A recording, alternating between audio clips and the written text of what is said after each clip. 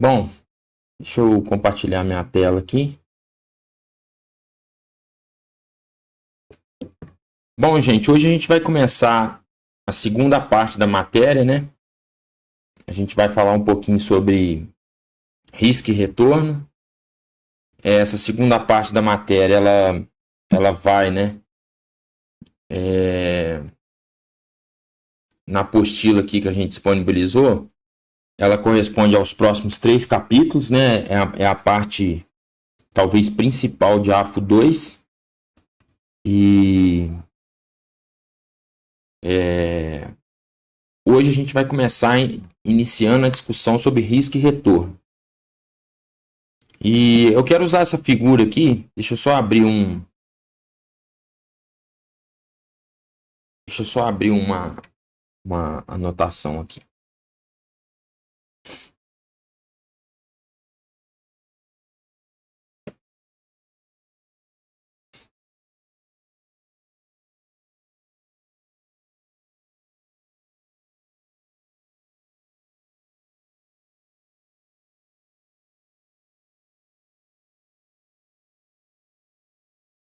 Bom, por que a gente vai discutir, né, risco e retorno em AFO 2?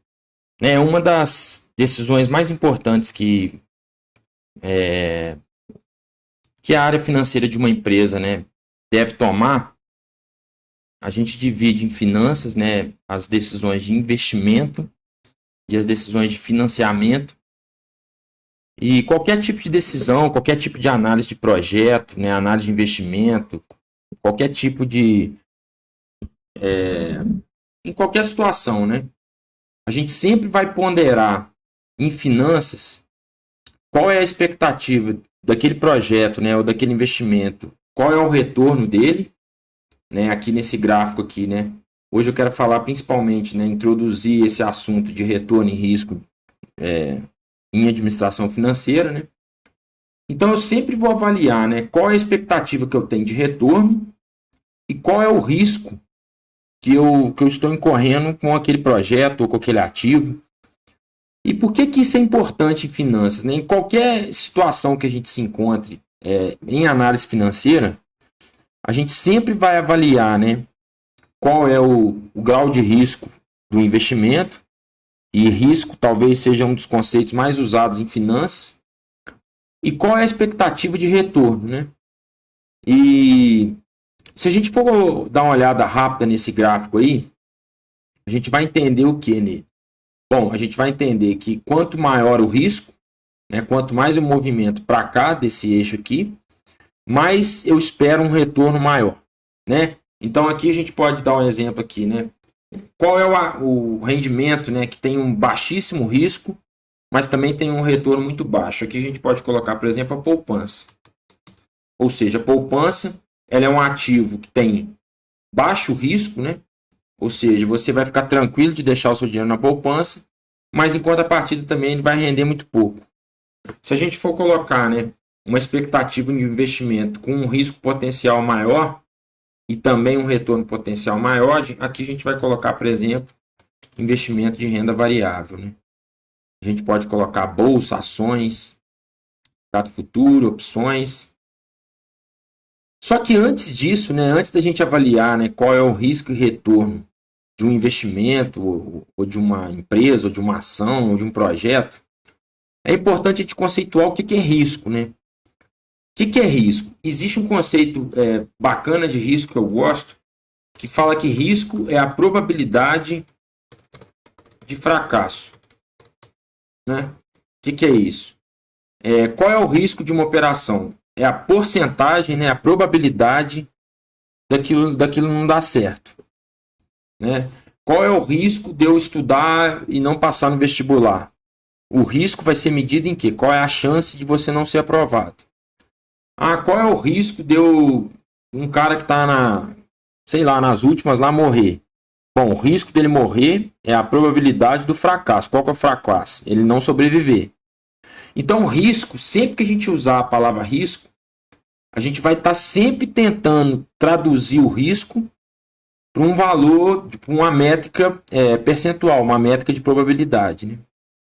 E por isso tem muitos bancos, né, muitas corretoras, muitas instituições financeiras, existem analistas de risco, né, seguradoras também, corretores. Eu me lembro uma vez que eu trabalhava na empresa, né, a gente estava precisando financiar uns equipamentos para a empresa e a gente solicitou um determinado crédito lá para um banco. Na verdade, eu chamei vários bancos lá na empresa, Banco Bradesco, Banco Itaú, Banco do Brasil. E eu precisava levantar um crédito aí, a gente precisava comprar equipamento. E aí eu falei, ó, eu preciso de tantos milhões para comprar tantos equipamentos. E aí todos os gerentes fizeram o mesmo procedimento. Eles pegaram a documentação da minha empresa, da empresa que eu trabalhava, né, balanço, DRE, faturamento, e foram avaliar, né, passar por um comitê de crédito do banco, né? Esse comitê de crédito ele é composto por analistas de risco. Por que analista de risco? Porque o analista de risco ele vai olhar os dados da minha empresa e vai falar assim, bom, qual é o risco dessa empresa, né? E o que é o risco? Nesse conceito, né, de tomar um empréstimo, um financiamento, qual é o risco? O risco, basicamente, é o risco de eu não pagar, eu como empresa, né? Então ele pega, faz uma análise dos dados da empresa, o analista de risco, né? E ele solta uma nota, né, que a gente chama de rate. Ele solta uma nota da empresa dizendo o seguinte, ó, essa empresa aí, ela tem um risco X de não pagar o empréstimo, de não pagar o financiamento. Então, em qualquer lugar que a gente for tratar de investimento, de crédito, de ativo, de ação, a gente sempre vai lidar com esse termo risco. Né? Mas qual é o risco do negócio? Né? Qual é o risco da operação? E nesse caso dos bancos, o risco era inadimplência por parte da empresa. E aí, né, como era um banco, como estava emprestando dinheiro, né, o risco ele vai ser proporcional, né? Por isso esse gráfico mostra isso.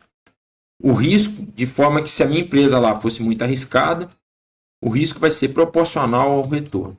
Ou a taxa. Nesse caso aqui, a taxa de juros. Por quê?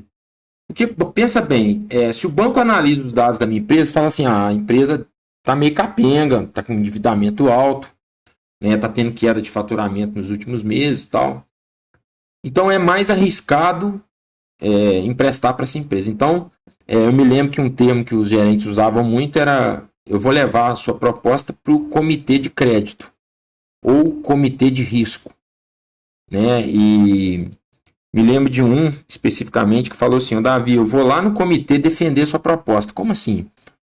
Ele ia na reunião, né, com vários analistas, com vários gerentes de risco do banco, e ele defendia verbalmente por que o banco deveria emprestar, né, o recurso para mim, para a empresa que eu trabalhava, e por que valeria a pena para o banco correr esse risco e qual seria a taxa que ele cobraria.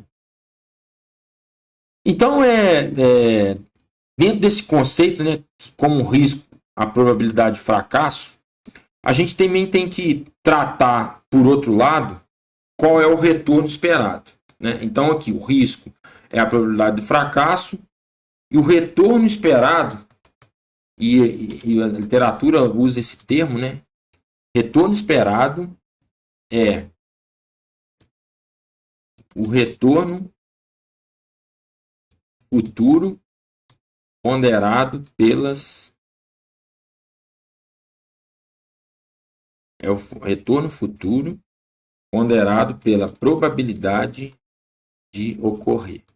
Como assim, Davi? O retorno futuro ponderado pela probabilidade de ocorrer. Bom, como a gente está tratando de... Quando a gente fala de retorno de risco, né?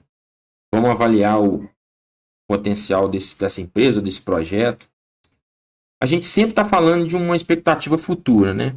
Bom, essa empresa ela tem uma expectativa de um lucro futuro, né? De dar lucro no futuro, ou um projeto que eu for investir, né? Então, se o risco é a probabilidade de dar errado, o retorno esperado é o quanto de lucro eu vou ganhar no futuro ponderado pela probabilidade dele ocorrer. E como é que funciona basicamente isso, né? Suponha que a gente vai, né? Vou dar um exemplo bem simples aqui, né? Suponha que a gente vai, sei lá, montar um quiosque de vender água de coco na praia, por exemplo. E aí nós vamos fazer uma projeção de como é que vai ser, né, o risco e o retorno do nosso quiosque lá.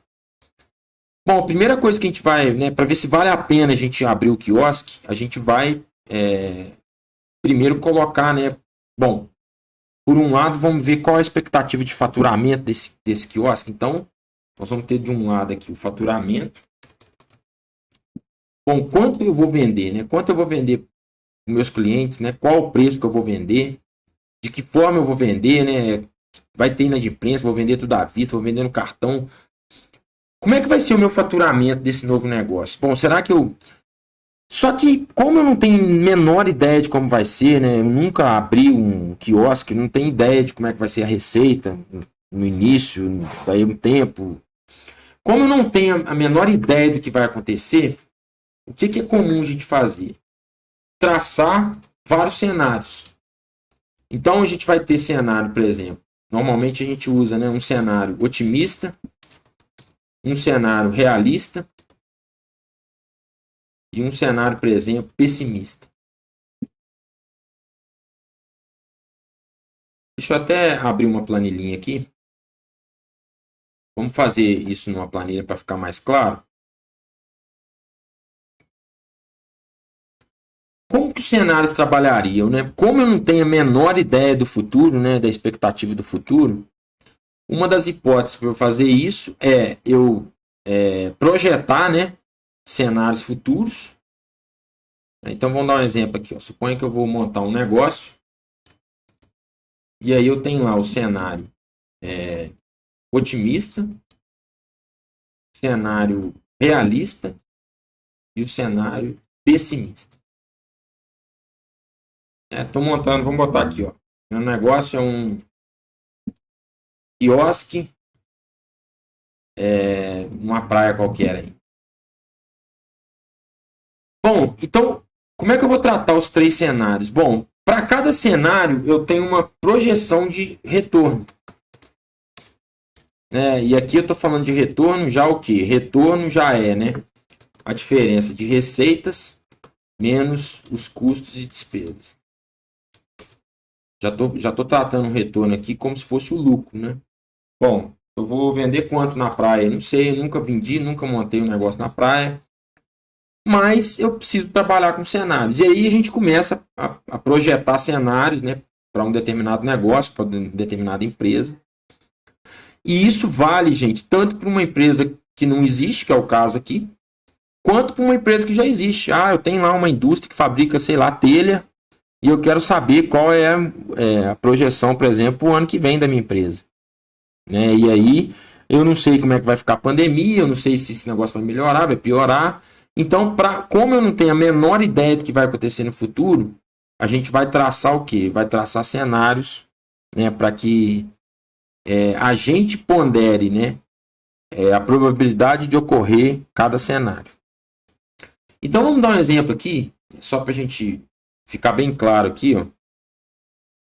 Suponha que num cenário otimista, a minha empresa lá, o meu negócio vai gerar um retorno de 20%. Num cenário realista, ele vai gerar aí um retorno de 12%. E num cenário pessimista, ele vai gerar um retorno de 4%, por exemplo. Ah, Davi, mas de onde você tirou isso? Isso aqui vai ser o desdobramento de receitas, né? É como se eu estivesse falando assim, nesse cenário aqui, ó, eu vou vender, sei lá, vou vender R$1.000 por dia no meu quiosque, né? Vou pagar aí, sei lá, 400, R$500 de custo por dia. Vou lucrar aí em torno de, sei lá, 10 mil por mês. Esse é o cenário otimista. Ah, o cenário realista, eu já não vendo mais 1.000 por dia, eu vou vender 700, 600, final de semana vendo um pouco melhor, tal. E no cenário pessimista, as pessoas não gostaram muito do meu quiosque, né? Sei lá, não vendo muito bem. Então isso é fruto, né, da projeção de receitas, custos e despesas para cada cenário desse aqui. O que vai ser então, né, lá no nosso gráfico lá que a gente viu, né? O que vai ser o retorno esperado, que é esse eixo aqui da nossa análise de risco? O retorno esperado ele vai ser, né, a ponderação desses retornos aqui, né, 20, 12, 14, aí eu vou colocar aqui pela sua probabilidade. Então, existe uma probabilidade, deixa eu botar aqui, probabilidade de ocorrência. Como assim, Davi? Qual cenário é mais provável? Bom, o cenário mais provável é o cenário realista. Ok, beleza. Se é o cenário realista, como é que você vai ponderar isso aqui? Aí você vai atribuir aqui, a gente vai começar a quantificar, né? A gente já tem as projeções quantificadas aqui, e agora a gente vai precisar quantificar qual é a probabilidade de cada cenário ocorrer, né? Então suponha aqui, por exemplo, né, que o cenário realista ele tenha 50% de chance de ocorrer. Então a gente está colocando uma probabilidade de 50% para esse cenário aqui de 12% de retorno ocorrer. O cenário otimista, né, como estamos em ano de pandemia, estou achando que pode ter lockdown, então esse cenário aqui é muito pouco provável, vou botar 10%. E o outro cenário lá pessimista, vou botar de repente 40%. De forma que aqui é meio que eu vou exercer como é que fala? Vou fazer um exercício de previsão de futuro aqui, não tem como eu saber, né, qual é o mais provável aqui. Bom, eu vou sempre basear num cenário mais realista. Mas eu posso, né, trabalhar com uma ponta otimista e uma ponta talvez mais pessimista. Ou eu posso botar de repente aqui 20, aqui 30, né, de forma que eu equilibre. Então, quando eu poderia traçar aqui, gente, 20 cenários, 40 cenários, né, cada um com um retorno diferente, né? Só que para cada cenário eu tenho que ter uma probabilidade de ocorrência. Isso, por que é mais difícil nesse exemplo que eu dei aqui? Porque isso é uma empresa nova, né? Um negócio novo, né? Talvez ninguém tenha experiência. Mas pensa numa empresa que já existe, né? E ela está de repente projetando o seu resultado para o próximo ano. Bom, aí é muito mais fácil, né? Muito mais simples ela usar a projeção de cenário, porque ela já vai conhecer muito melhor as probabilidades de ocorrência. Bom, e aqui, como é que fica aqui? Então, a gente vai chamar, né? Eu vou chamar essa coluna aqui de retorno esperado de cada cenário. Por quê? Porque pensa comigo, se o primeiro cenário, né, eu ganho 20% e ele tem 20% de ocorrer, eu vou ponderar, né, esse percentual por essa chance, né, e assim pelos demais também, esse percentual por essa chance, esse percentual por essa chance, enfim. Como é que eu vou ponderar isso? Como eu tenho duas porcentagens, né, eu vou multiplicar uma porcentagem pela outra. Então aqui, ó, existe 20% de chance de eu ganhar 20. Então, na verdade, ponderado isso aqui vai ser esse vezes esse, que vai ser um retorno esperado final desse cenário, ele vai contribuir com 4%. Vou fazer a mesma coisa nos demais. Ó. Vou ponderar esse aqui, né? Metade a chance de ocorrer é metade, e o retorno, né, 12%, 50% vezes 12%, vai ser exatamente 6%, que é o retorno esperado desse cenário aqui. E eu também tenho o último, vou só arrastar aqui, né, o cenário pessimista ele tem 30% de chance de ocorrer, e o retorno que ele vai dar é de 4%. Como os três somados aqui dá 100%, né? Então aqui eu vou somar essa porcentagem. Quando eu somo esses três aqui, ó. O que é 11,20%? 11,20% é o meu retorno esperado total. Ou seja, quando eu pondero, né, a chance de que cada cenário ocorra, baseado no retorno de cada um, pela sua probabilidade, é como se eu falasse assim, na média, né, a expectativa que eu tenho é de ganhar em torno de 11,20% nesse meu novo negócio. Ou seja, de forma que se eu penalizar talvez, né, passar aqui 10 e 40, eu vou ganhar menos porque eu estou dando mais força para esse cenário pessimista. Se eu fizer essa troca, o meu retorno esperado total vai para 9 7,60. Então, quais são as variáveis aqui que a gente precisa projetar, né? Essa probabilidade aqui e esse retorno aqui, né? Quando a gente vê uma notícia assim, a empresa tal revisou as suas projeções de venda para baixo. O que é revisar suas projeções de venda para baixo? Ela diminuiu isso aqui, né? Ah, não, então olha só, deu lockdown lá na praia, o meu quiosque não vai poder abrir mais, então não existe mais chance de eu ganhar 20%. Vou revisar minha projeção para baixo, então vou revisar ela para 18 aqui, 10 aqui e 2 aqui. Na hora que eu mudo esse retorno da planilha, né, automaticamente eu já estou jogando para baixo, né, o retorno esperado total desse empreendimento. E aí, o que é esse 7,6 aqui? Esse 7,6 ele vai ser, né, representado nesse eixo aqui. Ó. Então, é como se eu botasse um 7,6 aqui. E agora, a gente vai ter que falar um pouquinho sobre risco. Beleza, Davi, você falou sobre o retorno aí. E como é que fica o risco desse projeto? Né? E talvez é a parte mais difícil de finanças, né? A parte que mexe com a análise de risco. Mas a gente vai entender bem o conceito de risco aqui. Deixa eu só arrumar aqui para caber aqui.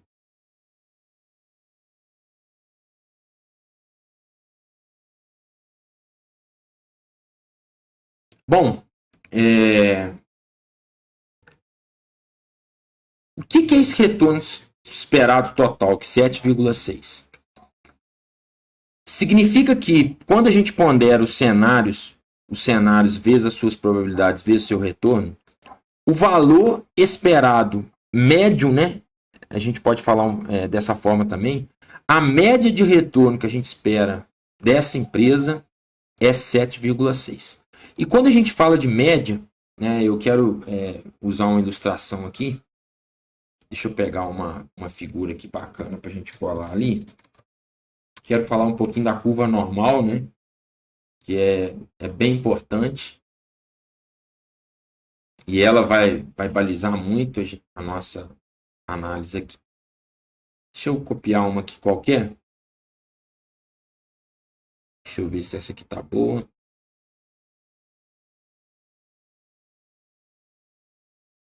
Essa aqui tá boa. Bom,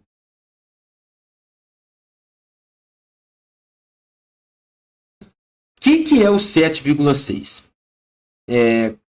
Quando a gente estuda retornos probabilísticos, né, distribuição de probabilidade, é muito comum, né, a literatura também ela está farta de exemplos aí, de retornos, né, que obedecem em uma distribuição normal. Né?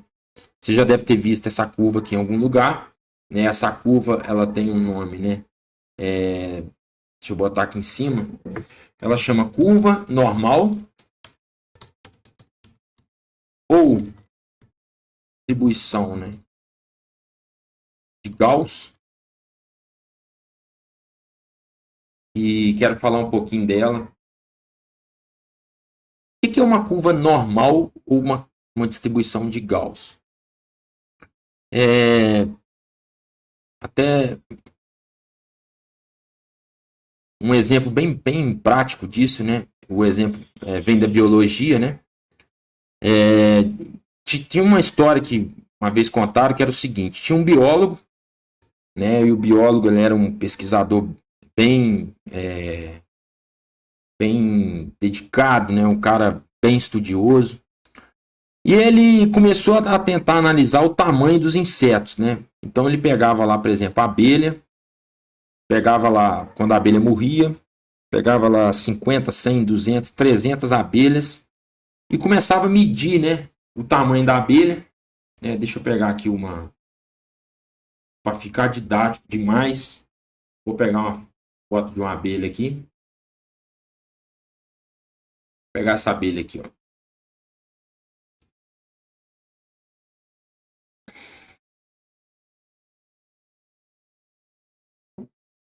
Opa.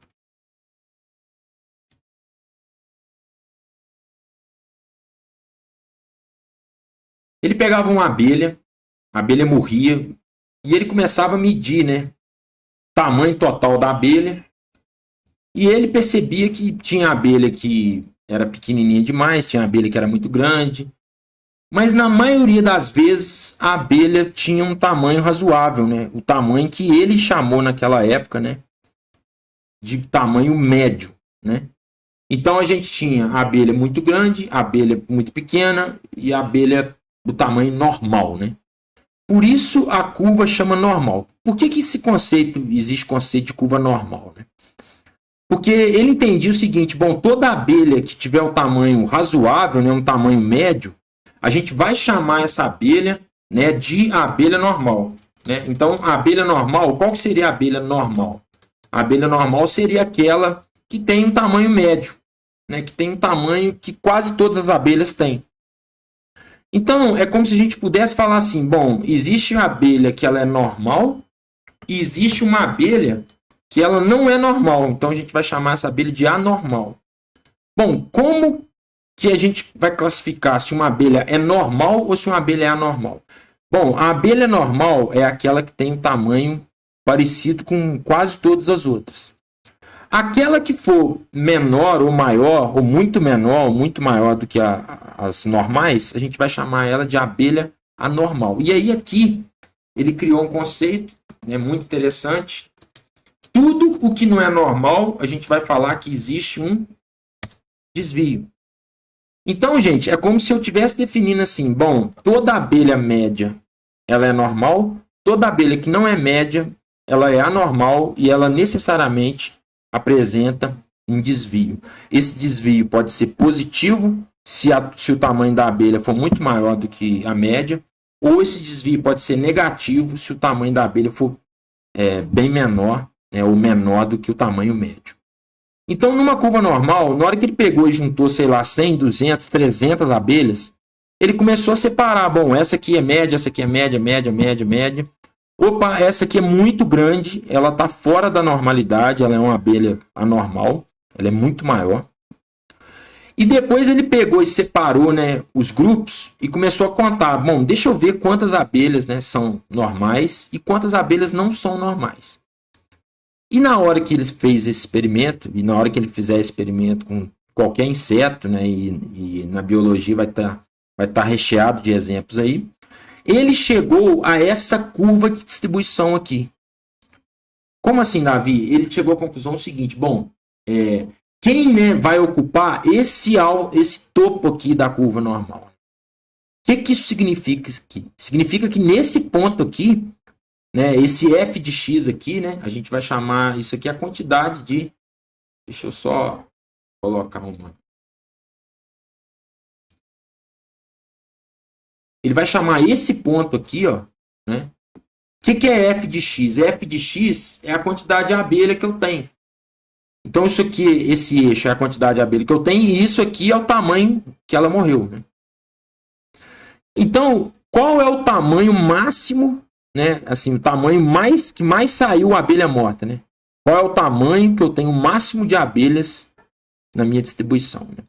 Esse tamanho aqui é o tamanho que a gente vai chamar de média. Então, é como se fosse assim, numa curva normal, então isso aqui a gente vai chamar de média, ou seja, né, o normal é uma abelha ter o tamanho médio. Por isso, grande parte, né, esse f de x aqui é o número de abelhas que eu encontrei, por isso que grande parte das abelhas tem um tamanho médio. Por isso, a gente vai chamar essa abelha de uma abelha normal. Aí ele começou a classificar as outras. Então ele pegou uma outra abelha, que era muito maior, e aí ele começou a separar por grupos. Bom, ele começou a separar por grupos. Então eu vou pegar agora uma abelha que é bem maior e vou ver quantas abelhas grandes desse tipo teve, né, na minha análise aqui. Então, quando eu for pegar uma abelha, por exemplo, muito maior, né, vou chamar isso aqui de, sei lá, de... Deixa eu pegar uma caixa de texto aqui.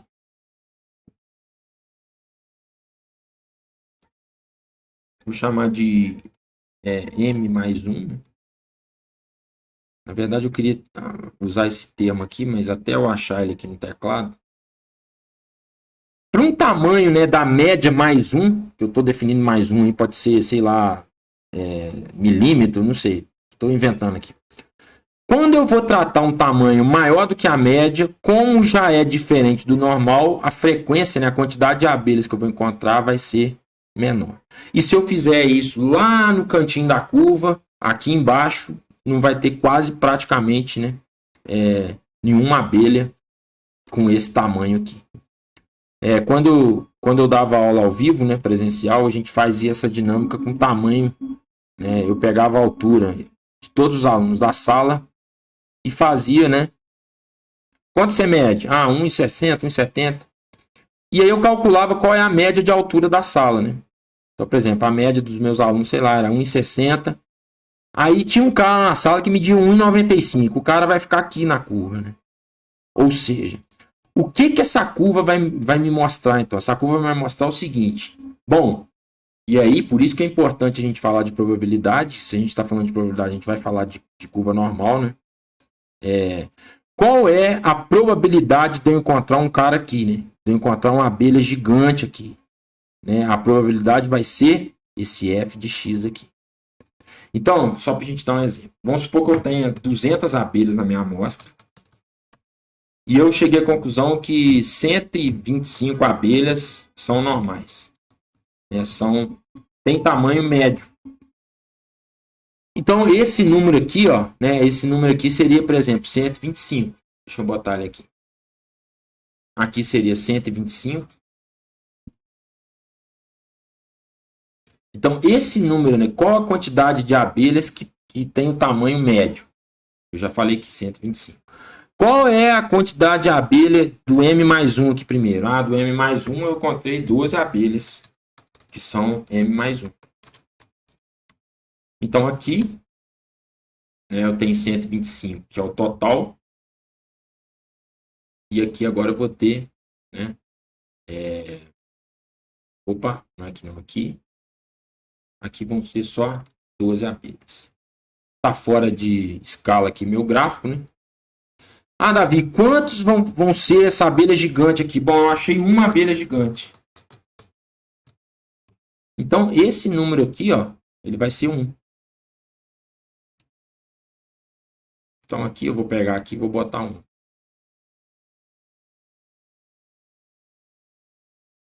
Gente, a mesma coisa vale pro lado de cá da curva, né? Vou fazer um exemplo aqui com a linha vermelha, só para a gente entender.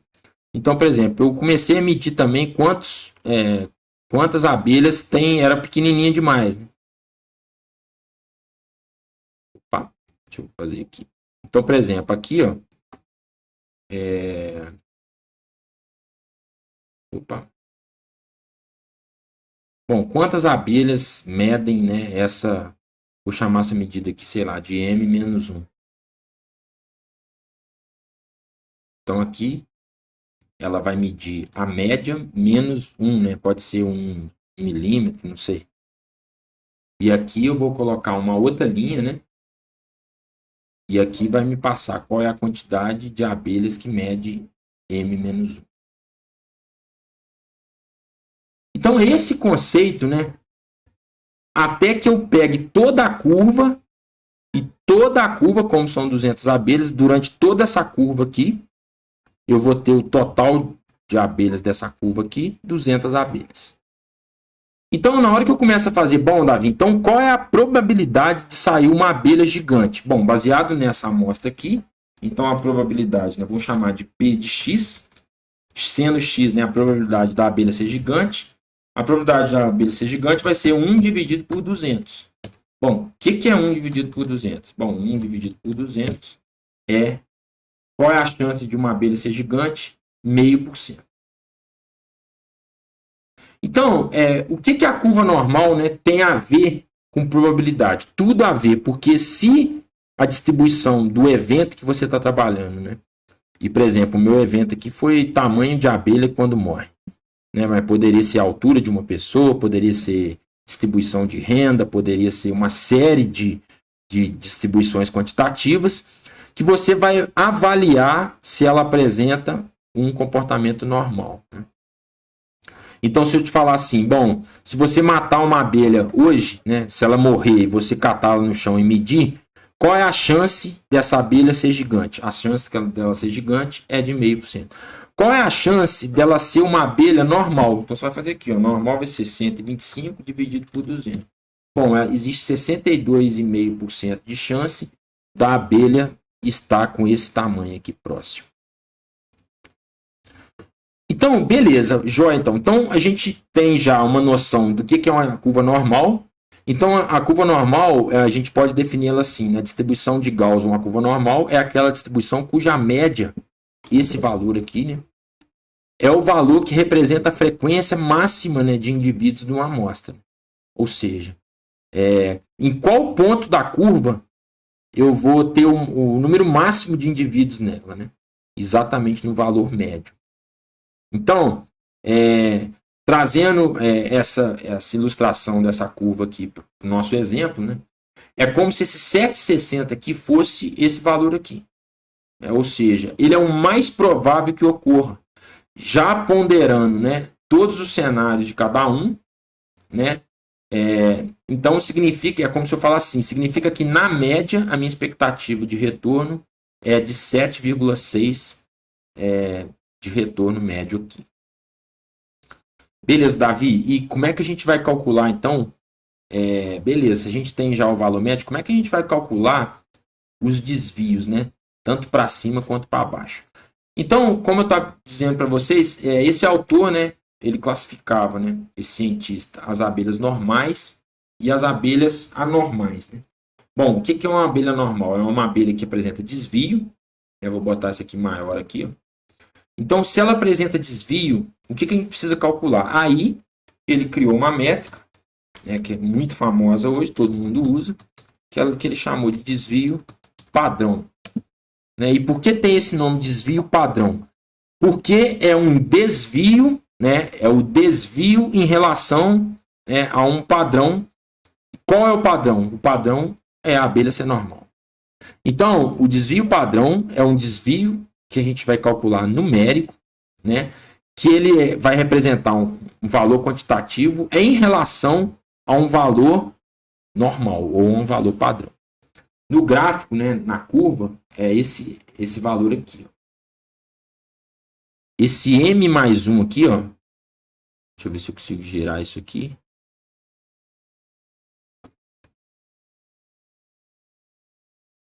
Deixa eu ver se eu tenho outro aqui para eu girar.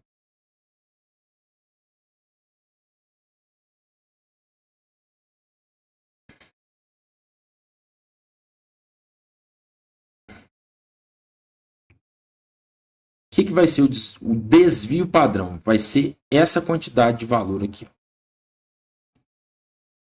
Esse caminho que eu percorro da média até o M mais 1, esse valor aqui, a gente chama ele, na estatística, de desvio padrão. É o desvio em quantidade, né, em relação ao padrão. E qual que é o padrão por definição? É como se fosse assim, né? Todas as abelhas deveriam morrer com esse tamanho médio. Né? Como elas não morrem com tamanho médio, né, a gente precisa calcular qual é o desvio que cada uma teve em relação a um padrão. Qual o padrão? O padrão é a média. E aí a gente vai calcular agora, né, qual é o desvio, né, que existe em relação à média. Aí existe uma tabela, né, da curva normal. E aí essa tabela, ela é exatamente, né, ela é originada desses experimentos, né? Então, à medida que você for pegar, né, proporcionalmente a abelha e qualquer outro fenômeno que segue uma curva normal, a gente vai ter aqui, quer ver? E aí, muitos livros de estatística apresentam já essa tabela, né? Vou copiar esse aqui, ó.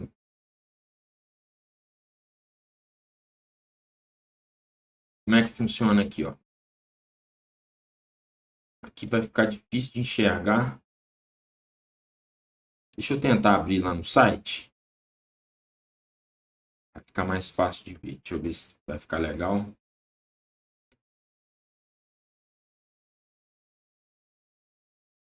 Ó, ficou melhor. Deixa eu ampliar, dar um zoom aqui. Bom, aí existe um padrão, né? Opa.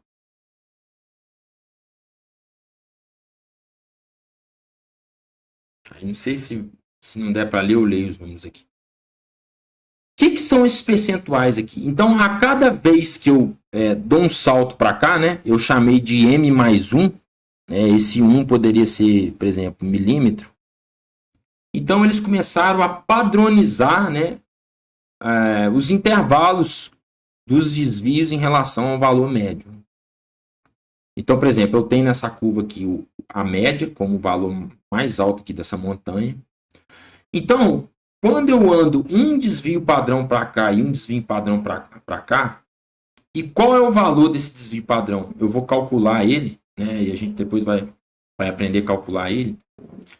Mas o que vai interessar nesse momento é saber o seguinte: quando eu ando um desvio padrão para cá e um desvio padrão para a esquerda, se a distribuição, né, do seu fenômeno obedecer uma curva normal, existe 68,26% de chance de um valor aleatoriamente tirado estar entre esse limite aqui e esse limite aqui. É como se eu estivesse falando, né, que essa boca aqui, essa parte final da montanha, né, quando eu defino, né, um desvio padrão para a direita e um desvio padrão para a esquerda, significa que nesse intervalo aqui eu tenho 68,26% de chance de encontrar um valor que esteja dentro desse limite aqui. Só para que fique mais claro aqui, vamos supor que nesse exemplo aqui da abelha, a média seja, só para a gente dar um exemplo aqui, ó, a média seja 5 e o desvio padrão, né, depois nós vamos na próxima aula aprender a calcular o desvio padrão, mas só por definição, só para a gente dar um exemplo. Suponha que o desvio padrão seja 1. Então, vamos substituir os valores aqui nessa curva aqui pelos números. Então, aqui, ao invés de ter essa letra aqui, eu vou colocar o valor aqui de... Só copiar aqui. Então, aqui ó, vai ter 5, né? O valor médio é 5, porque eu defini que a média é 5. E agora eu defini que o desvio padrão, calculei dessa distribuição é 1. Então, aqui vai ser 5. O M mais 1, né? Vamos supor que eu defini que o desvio padrão vai ser 1. Então, aqui vai ser 6. E o M menos 1, 5, 6. E o M menos 1 vai ser 4. Então, olha só. Perceba o seguinte. Vou desenhar até um retângulo aqui. O valor que vai de 4 até a 6, que é mais ou menos isso aqui, ó. Vou colocar esse retângulo de laranja. O que é isso aqui, né? Se eu sortear aleatoriamente uma abelha da minha amostra de 200, qual é a probabilidade, a chance dela medir entre 4 e 6?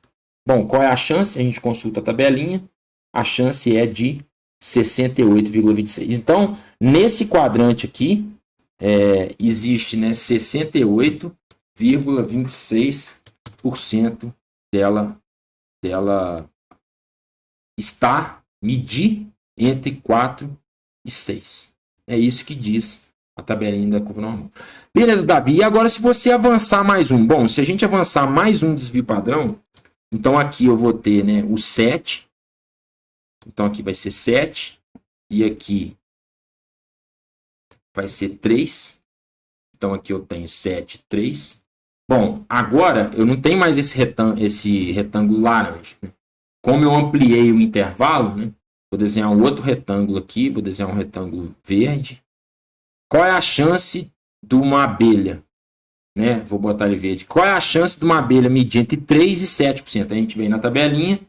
A tabelinha diz que com 2 desvios padrão para a direita e 2 desvios padrão para a esquerda, a probabilidade aumenta para 95,44. Então, aqui nesse intervalo, a probabilidade é 95,44%. Ou seja, qual é a chance de uma abelha medir entre 3 e 7? A chance de eu pegar uma abelha aleatória, ela medir entre 3 e 7, vai ser de 95,44. Mais uma vez, vamos esticar mais uma vez a curva. Então, vou botar mais um desvio padrão para a direita e para a esquerda. Então aqui eu vou ter 8 e aqui eu vou ter 2. Então assim, aqui eu vou ter, vamos desenhar um outro retângulo mais fino ainda, né? Vou botar esse retângulo de azul.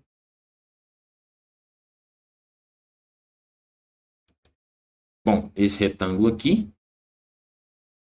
E pela tabela lá, vamos olhar na curva. 3 desvio padrão, né? 3 para um lado e 3 para o outro. A probabilidade é 99,73%. Ou seja, enorme chance de uma abelha medir entre 2 e 8 unidades aqui que eu trabalhei, né? Nesse meu exemplo aqui. Por que isso é importante, né? E quando você entende o conceito de curva normal ou distribuição de Gauss, né? Você passa a entender os fenômenos de uma forma estatística mais correta, né?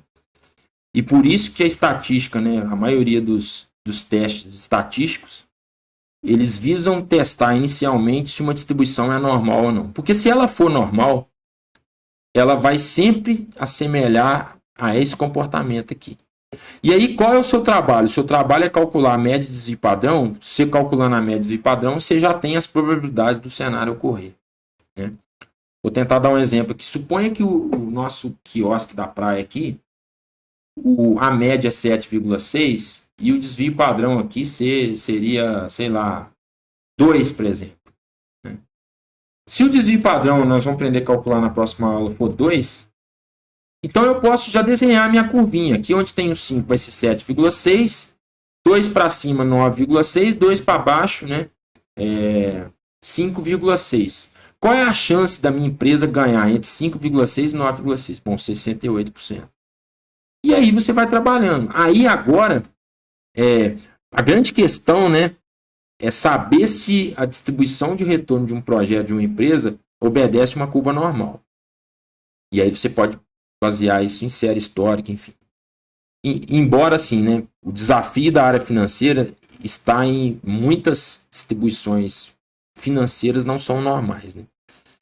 Mas para grande parte das outras distribuições, né, principalmente na biologia, né, em outras ciências aí, até mesmo em marketing, né, pesquisas eleitorais, enfim, coisas desse tipo, né, pesquisa de mercado, pesquisa de satisfação de cliente, você sempre vai, né, se esbarrar com esses conceitos aqui, né, de média, desvio padrão, de normalidade ou não, né, normalidade da distribuição ou não.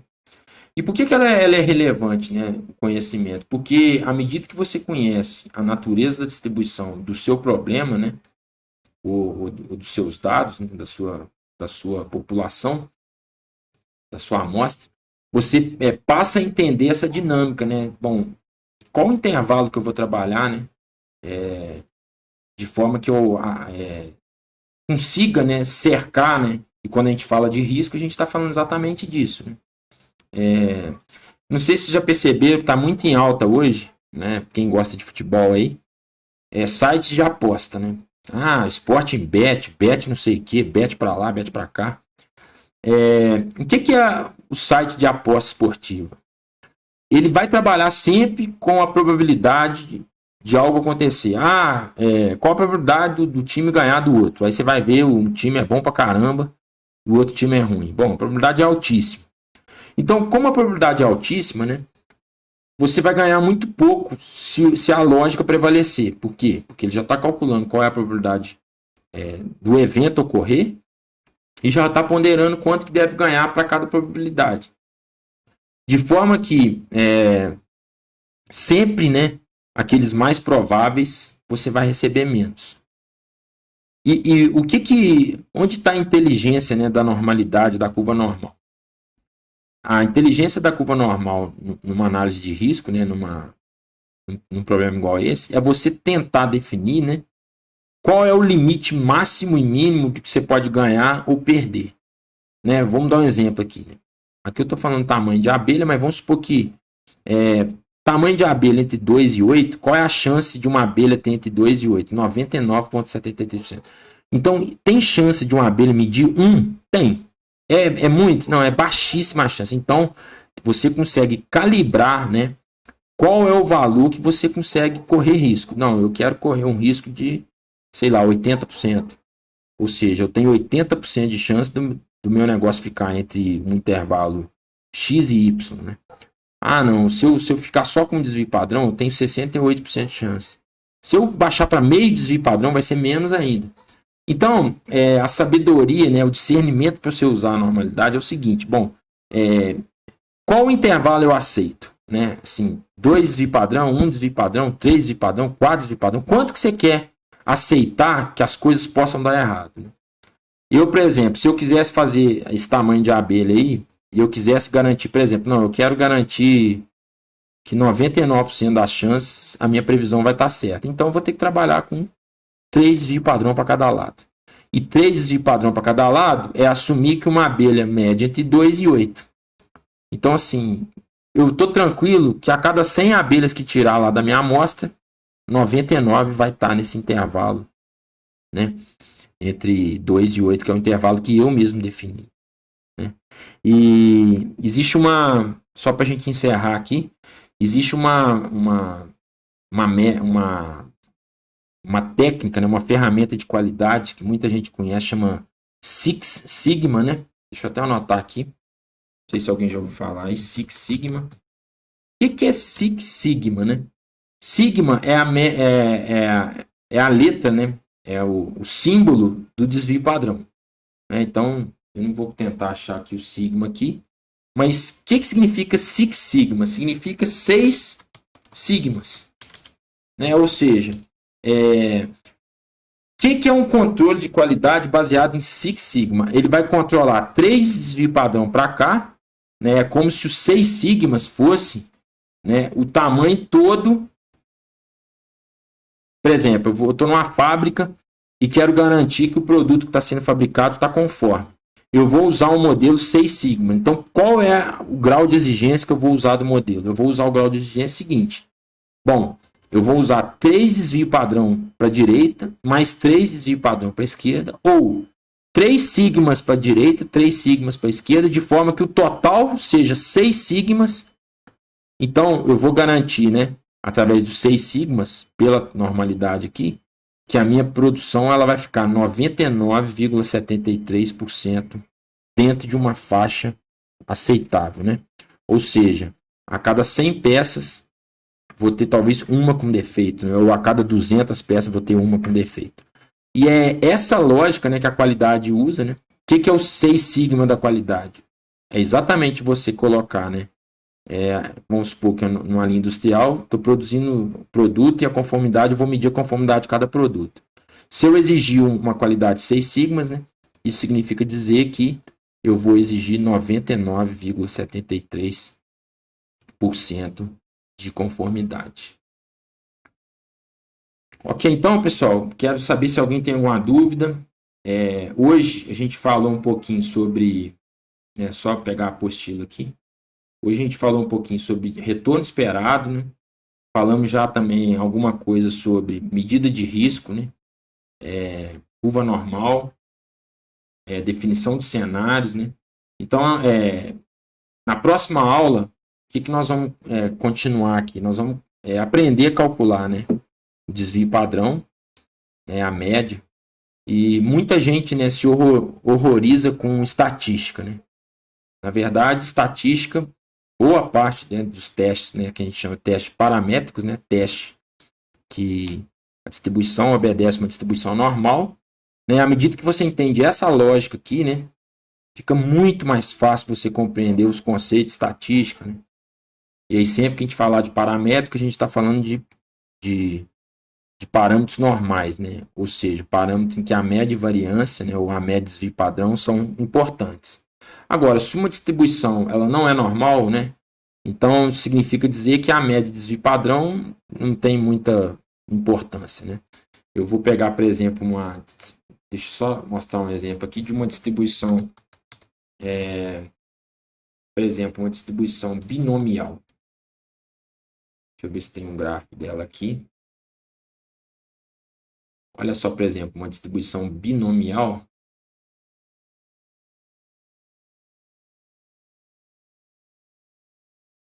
Ela não é normal. Você pode ver que a curva dela é... Tá vendo que ela está um pouco achatada à esquerda, né? Então, a gente pode colocar uma outra pesquisa aqui, só para ficar claro, uma distribuição não paramétrica. Ou seja, não paramétrica é uma distribuição que não necessariamente obedece uma distribuição normal. Olha só que legal essa aqui, ó, distribuição simétrica, né? Esse valor que vai ser a média. Agora, olha uma distribuição assimétrica, né? A média está aqui, a mediana está aqui. Isso aqui não é uma distribuição normal. Então, quando a gente fala estatisticamente de analisar os dados, né? Primeira coisa que a gente vai buscar é, bom, o comportamento desses dados, né? Ele obedece uma distribuição normal? Bom, se sim, a gente vai trabalhar com essa lógica. Se não, aí existe um tratamento específico para cada um. Ok, pessoal? Então, queria ver se alguém tem alguma dúvida. Aula que vem, então, a gente vai continuar, né? Vai falar um pouquinho sobre como calcular o desvio padrão. E aí eu vou dar um exemplo numérico também. E quero saber se alguém tem alguma dúvida aí, senão a gente já vai encerrar a aula aí.